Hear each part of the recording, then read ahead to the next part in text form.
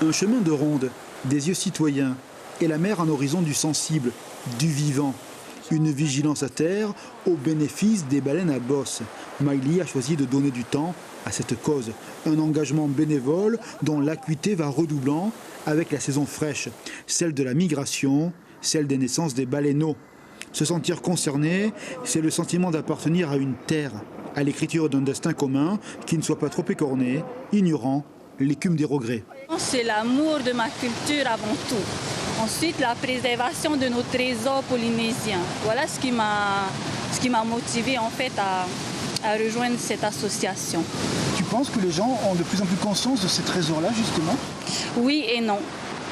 Oui, parce qu'on est quand même pas mal à vouloir préserver cet environnement.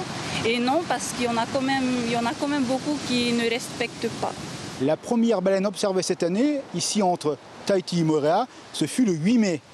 La migration va continuer, vous le savez, avec ce mois de juin, le mois de juillet. Les bateaux vont être de sortie sur l'océan. La réglementation est très ferme, approche très lente, pas plus de 3 nœuds. Et surtout, respect absolu d'une distance de 100 mètres entre les hommes et les mammifères.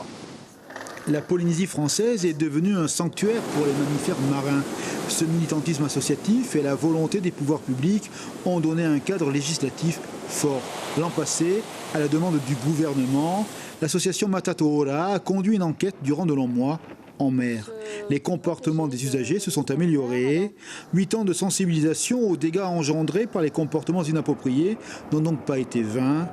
Toutefois, l'incivisme de certains génère beaucoup de dérangements. Elle est inégale déjà en fonction des lieux et qu'il y a toujours beaucoup de perturbations mais par beaucoup moins de monde. Donc c'est très positif dans le sens où la sensibilisation depuis 8 ans a porté ses fruits puisque maintenant très peu de personnes dérangent les baleines mais par contre ceux qui dérangent encore beaucoup.